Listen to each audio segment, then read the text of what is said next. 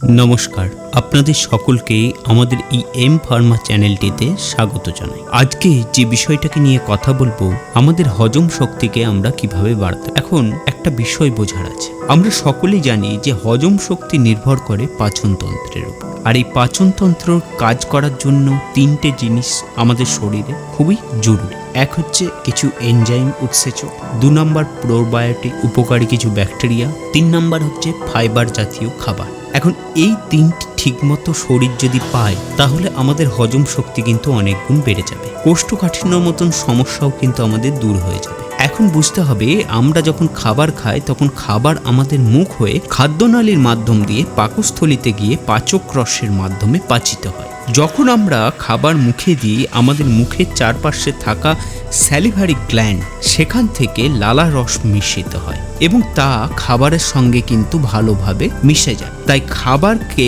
মুখের মধ্যে সবসময় 30 থেকে 32 বার আমাদের কিন্তু চিবিয়ে তারপরে খাবার খেতে হয়। কিন্তু 30 থেকে 32 বার আমাদের কিন্তু চেবানো সম্ভব হয়ে ওঠে না। তাই যতটা সম্ভব পারবেন এই লালা রসকে আপনাদের খাবারের সঙ্গে মিশ্রিত করার চেষ্টা করুন।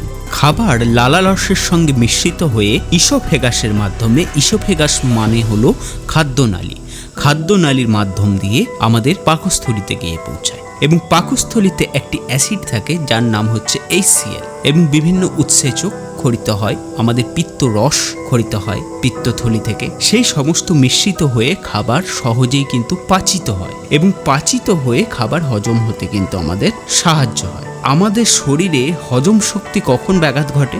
যখন আমরা ফাইবার জাতীয় খাবারের চেয়ে অন্যান্য খাবার বেশি পরিমাণে খাই। যেমন তেলে ভাজা, তেল মশলার জিনিস বেশি পরিমাণে যখন আমাদের যায়, তখন শরীরে হজম শক্তি ব্যাঘাত ঘটে। ধরুন আপনি ভাত খাচ্ছেন, আপনি মাংস খাচ্ছেন, তাহলে মাংস এবং ভাত হচ্ছে কার্বোহাইড্রেট এবং মাংস যে মিটের মধ্যে আছে প্রচুর পরিমাণে প্রোটিন, এখানে কিন্তু বেশি পরিমাণে কিন্তু ফাইবার কিন্তু নেই। তাহলে আমাদের শরীর কিভাবে এই খাবারটাকে হজম করবে যদি ফাইবারই তার মধ্যে যদি না থাকে? সেই জন্যে খাবারের সঙ্গে, যে কোনো খাবারের সঙ্গে ফাইবার অতি পরিমাণে খাওয়াটা কিন্তু খুবই দরকার। ফাইবার কিসে কিসে আছে? শাকসবজিতে ফাইবার আছে, ফলমূল, বিভিন্ন রকম ফলমূলে ফাইবার আছে। যদি আপনি বেশি পরিমাণে ফাইবার জাতীয় খাবার কোনো সময় খেতে পারলেন না, তখন ইসবগুলের ভুসি ফাইবারের কাজ করে, কারণ এর মধ্যে ফাইবার থাকে। কিন্তু এটা প্রতিদিন নেওয়াটা কিন্তু ঠিক নয়। আপনি মাঝে সাঝে নিলেন, তাতে কিন্তু কিছুটা হলো ফাইবারের ঘাটতি আপনার পূরণ হবে।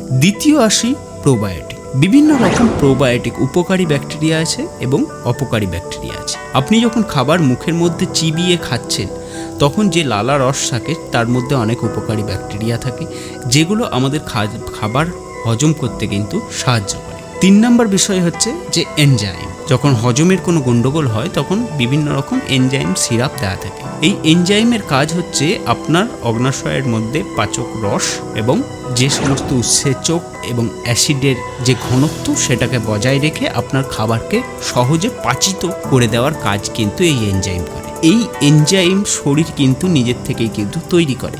আর এর কার্যক্ষমতা আপনি প্রাকৃতিক পদ্ধতিতে বাড়াতে পারবেন। একটা বিষয় মাথার মধ্যে রাখবেন, আদা খুব ভালো একটা এনজাইম হিসেবে কাজ করে। আপনি যদি খাবার রাতে খাচ্ছেন, আপনি দুপুরে খাচ্ছেন, আপনি সকালে খাচ্ছেন, যখনই খাচ্ছেন, আপনি খাবার আধ ঘন্টা আগে যদি অল্প এক টুকরো আদা আপনি যদি খেয়ে নিতে পারেন, তাহলে আপনার হজম শক্তিকে, এনজাইমের শক্তিকে অনেকাংশে বাড়িয়ে দেবে। পেঁপের মধ্যে প্রচুর পরিমাণে ফাইবার আছে এবং পেঁপের মধ্যে পটাশিয়াম আছে, বিভিন্ন রকম মিনারেলস, ভিটামিন আছে। ফলে পেঁপে এমন একটি ফল, যে ফলটি আপনার শরীরে হজম শক্তিকে অনেকাংশে বাড়িয়ে তুলবে এবং লিভারের কার্যক্ষমতা অনেক বেড়ে যাবে।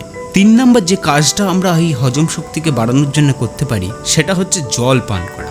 পর্যাপ্ত পরিমাণে জল আপনার শরীরের অক্সিজেনের ঘাটতিকে মেটায়, আপনার ব্লাড সার্কুলেশনকে ঠিক রাখে এবং আপনার শরীরের মধ্যে যত কার্যক্ষমতা চলছে, দহন ক্রিয়া চলছে, সেই সমস্ত কিছু জলের ঘাটতিতে কিন্তু পূরণ হয়ে যায়। এই সমস্ত কিছু যদি মাথায় রেখে আমরা যদি চলি, তাহলে কিন্তু আমাদের হজম শক্তি কিন্তু অনেকাংশে কিন্তু বেড়ে যাবে। তাহলে আজকে আসি, পরের আরেকটি ভিডিওতে অন্য আরেকটি বিষয় নিয়ে আলোচনা করব। চ্যানেলটিকে সাবস্ক্রাইব করবেন। সুস্থ থাকবেন, ভালো থাকবেন।